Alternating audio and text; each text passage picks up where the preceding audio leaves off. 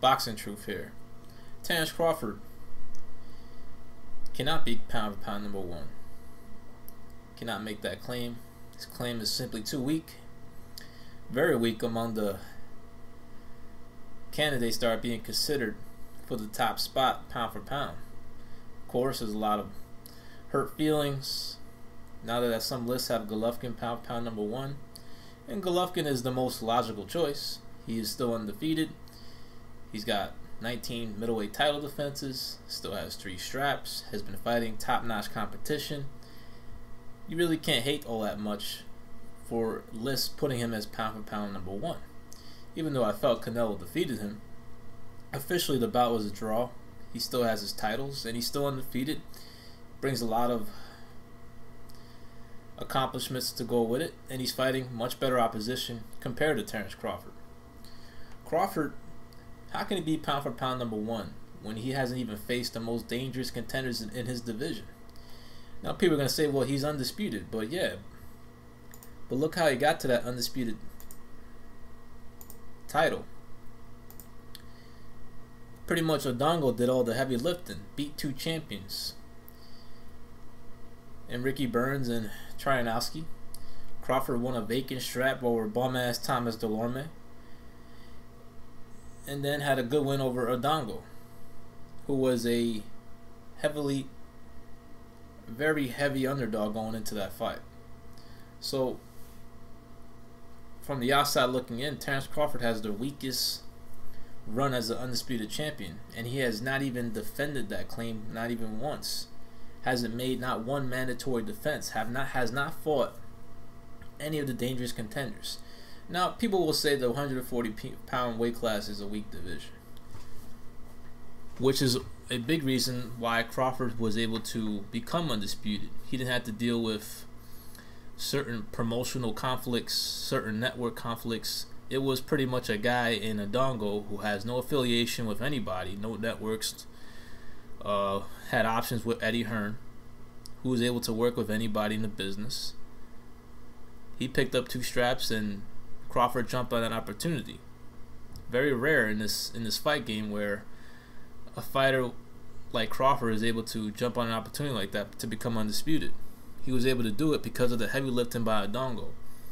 But yet, he became undisputed for about 5 minutes. 7 days? 13 days, I believe, to be exact. Vacated his strap and pretty much avoided a top dangerous contender in the division in Sergey Lipnitz. Lipnitz is 12-0, has fought some rated guys early in his career, climbed the rankings, earned his shot, was willing to step aside for the fight to happen between Odongo and Crawford chooses to vacate, not even go through the negotiations, or not try to win the purse bid. Top Rank didn't want to lose the purse bid and lose rights to his next fight. But Lipnitz, I've seen him fight a few times. He's better than Derry John. He's better than John Molina right now. Might be better than Odongo, which is Terence Crawford's best win to date. I would have liked to seen that fight. If Crawford is not going to fight anybody suitable in his debut in the welterweight division, which I don't think he will, most likely will take a warm-up fight at welterweight. But in the meantime, he could have made at least one defense, at least one mandatory defense, a guy that he doesn't cherry pick, or a guy Top Rank doesn't cherry pick for him to make a fight. A fight against a top-rated guy. There's a couple of guys at 140 I would have liked Crawford to see fight before he moved up. It would have been, would have been nice if he fought Regis Prograis, a top highly rated contender within the WBC. I'd rather have seen Crawford fight Amir Imam than Felix Diaz, a guy who is much taller, brings much more firepower, especially in his right hand. Yeah, he got his ass whipped by what's his name, Granados, but stylistically, the physical dimensions of Imam would have made for a more interesting fight. I would have liked to have seen Crawford fight Rancis Barthélemy as well. Barthélemy is an undefeated guy. He's been in some real fights lately, and he's proving his worth. I mean, he won a really, really tough fight against, what's his name?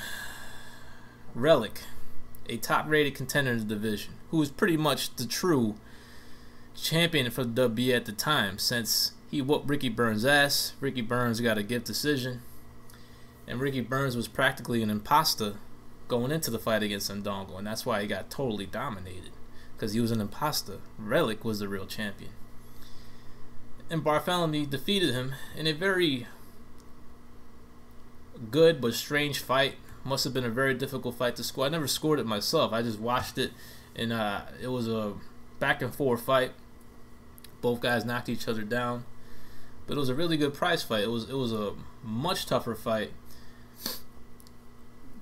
for Barthélemy than he anticipated. But there are some top guys Crawford could have fought in this division, some dangerous contenders, and his claim is just too damn weak. He hasn't fought Mikey Garcia, hasn't fought Rancis Barthélemy, hasn't fought Sergey Lipnitz, hasn't fought Regis Prograis. I mean, these are the guys I really want to see him fight. Not Derry Johns, not John Molina's, not Hank Lundy's. I mean, these guys are better fighters, more dangerous, present stylistic matchups that are not favorable for Crawford. They bring some firepower, and Regis Prograis is the best up and coming guy coming up in the rankings. But Crawford avoided that smoke.